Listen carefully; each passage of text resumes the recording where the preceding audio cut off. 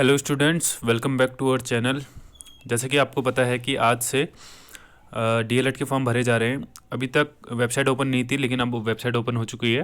देखिए यहाँ पर आवश्यक सूचना है। डीएलएड 2021-22 के आवेदन की महत्वपूर्ण तिथियाँ। 1 तारीख आज से फॉर्म शुरू हैं 10 बजे से, ठीक है। अंतिम तिथि 28 तारीख तक है और भुगतान की अंतिम तिथि, पेमेंट की अंतिम तिथि है जो वो 31 तारीख तक है, ठीक है। और ये वेबसाइट है जिसका लिंक मैं डिस्क्रिप्शन पे दे दूंगा, आप डायरेक्ट यहाँ से अप्लाई कर सकते हैं, ठीक है। और देखिए एक जियो आया है, जिस जियो में संशोधन हुआ है इस बार, और जो फॉर्म का नोटिफिकेशन है, नोटिफिकेशन की सारी डिटेल्स इस पर दी हुई है। मैं आपको दिखा देता हूँ। और ये जियो आपको हमारे टेलीग्राम ग्रुप पे मिल जाएगा, ठीक है। ये देखिए, प्रेषक रविनाथ रमन, सचिव उत्तराखंड शासन, ये जियो का फॉर्मेट है।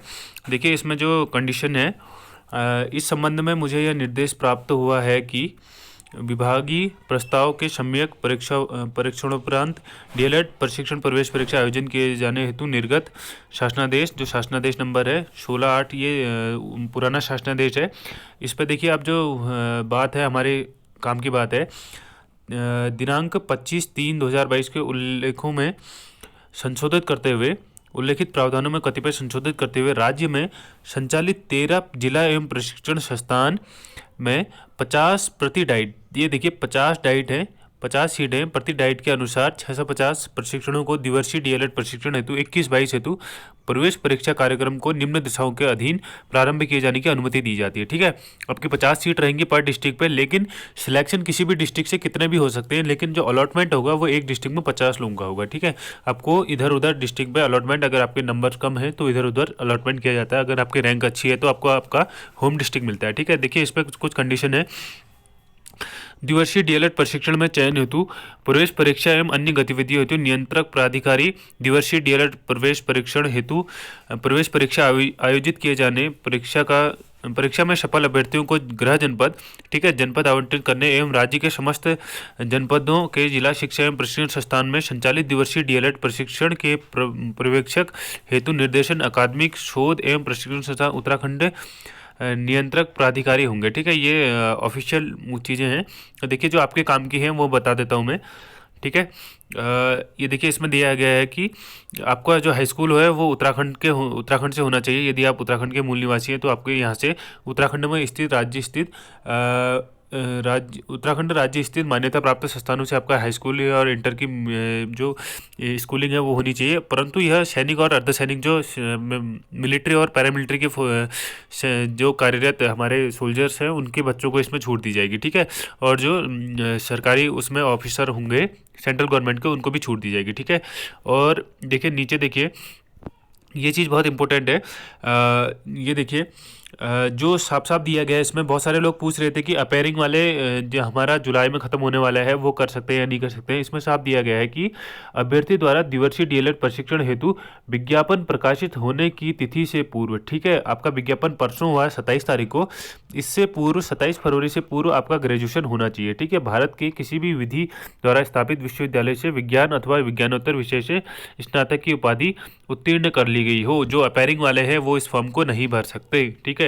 और आगे देखिए, दिवसीय डीएलएड प्रशिक्षण हेतु जनपदवार आवंटित सीटों का 50% विज्ञान और 50% विज्ञानोत्तर से चयनित किया जाएगा, ठीक है। हर डाइट पे 50 सीट होंगी, उसका 50% मतलब 25 सीट साइंस वालों के लिए होंगी और 25 सीट आर्ट्स वालों के लिए होंगी। देखिए पिछली बार इसमें काफ़ी दिक्कत आई थी, ये इस बार इन्होंने क्लियर कर दिया गया है, ठीक है।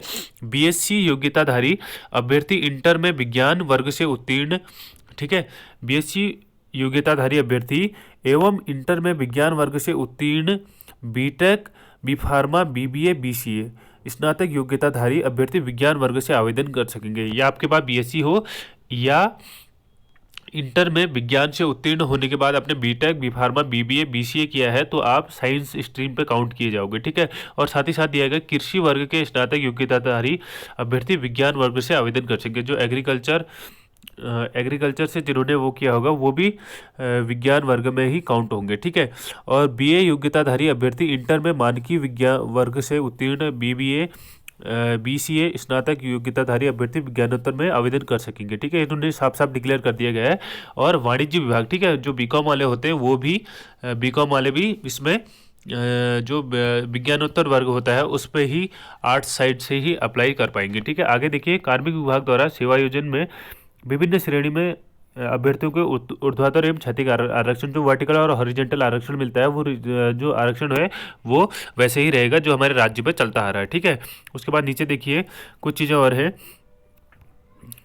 देखिए जो डेट का दिया गया है, इस पर डेट का क्लियर कर दिया गया है कि अभ्यर्थी की आयु प्रशिक्षण प्रारंभ होने के वर्ष की प्रथम जुलाई को 19 वर्ष से कम तथा 30 वर्ष से अधिक न होनी चाहिए। जब आपका प्रशिक्षण प्रारंभ होगा उस वर्ष की प्रथम जुलाई, ठीक है, जुलाई एक जुलाई से काउंट हो रही है डेट, 19 से कम ना हो और 30 से अधिक ना हो, इसमें साफ साफ लिखा गया है। और जो आरक्षित वर्ग हैं उनके लिए जो छूट होती है वो प्रदान की जाएगी। ठीक है, जो उनको 3 साल का SC/ST का 3 साल का OBC का रहता है, SC/ST का 5 साल का रहता है, वो कंटिन्यू रहेगी। ठीक है, इसके प्लस इसको ऐड की जाएगी। ठीक है, और कुछ लोग फीस का पूछ रहे थे, 35,000 रुपये पर ईयर की फीस रहती है इसकी, और 850 रुपये आपकी हर सेमेस्टर की एग्जामिनेशन फीस, परीक्षा शुल्क लिया जाता है। ठीक है, देखिए आगे चलते हैं।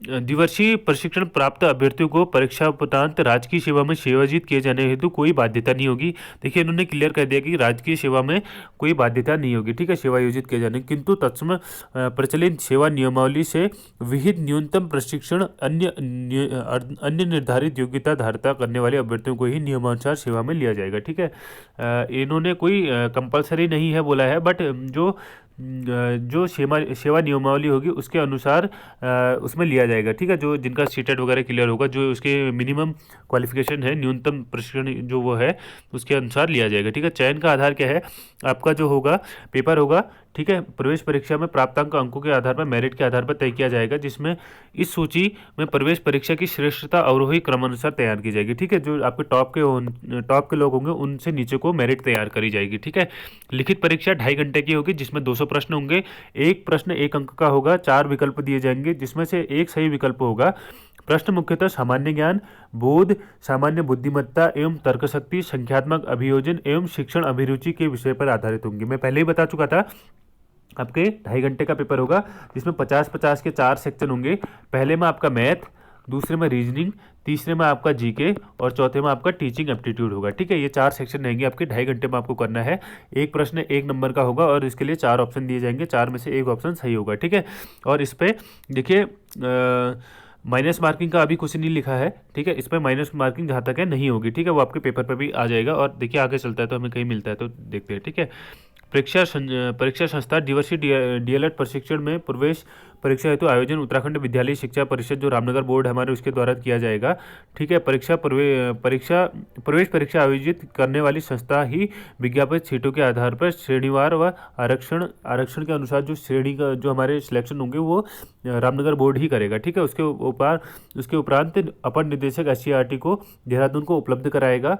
ठीक है, ये चीज़ है। सफल अभ्यर्थियों को उनके प्राप्तांकों की वरीयता क्रमानुसार जनपद आवंटन करने हेतु उपरांत चयनित अभ्यर्थियों की सूची संबंधित जनपद के प्राचार्य, जिला शिक्षा एवं प्रशिक्षण संस्थान को उपलब्ध करवा दी जाएगी। ठीक है, आपका जो है रिजल्ट वगैरह है वो रामनगर बोर्ड बनाएगा, उसके बाद वो रिजल्ट आपका देहरादून जाएगा, फिर आपकी काउंसलिंग होगी, काउंसलिंग के बाद आपको वहाँ से SCERT से डायरेक्ट अलॉटमेंट हो जाएंगे। ठीक है, जो आपको डिस्ट्रिक्ट होता है जहाँ आपको मिलना होगा, वहाँ के प्राचार्य को आपको सूचना दे दी जाएगी। ठीक है, देखिए ये, और प्रवेश हेतु चयन सूची एवं प्रतीक्षा सूची का तैयार किया जाना है। ठीक है, इस बार वेटिंग लिस्ट भी पहले ही आ जाएगी। ठीक है, एडमिशन से पहले ही वेटिंग लिस्ट आ जाएगी, जिसके बारे में ये दिया जा रहा है।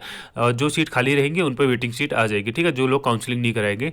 देखिए काउंसलिंग है तो एक चीज़ और है कि इन्होंने साफ साफ लिखा है कि अभ्यर्थी को गृह जनपद की प्रथम वरीयता प्रदान की जाएगी। ठीक है, पहले ही वरीयता जो आपकी प्रेफरेंस आपके 13 के 13 डिस्ट्रिक्टों की भरनी होती है, लेकिन पहली डिस्ट्रिक्ट आपका जहाँ का आपका डोमिसाइल है वहाँ का कंपलसरी है। ठीक है, साफ साफ लिखाया गया है इस पर। ठीक है, आगे देखिए, उसके बाद राज्य स्तर DLED प्रवेश परीक्षा हेतु समिति का गठन, देखिए समिति का गठन किया गया है, ये ऑफिशियल चीज़ें हैं।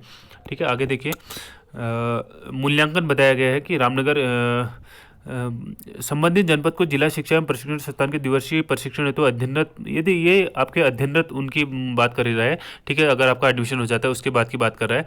और ये आपकी फ़ीस है ₹600 फीस है।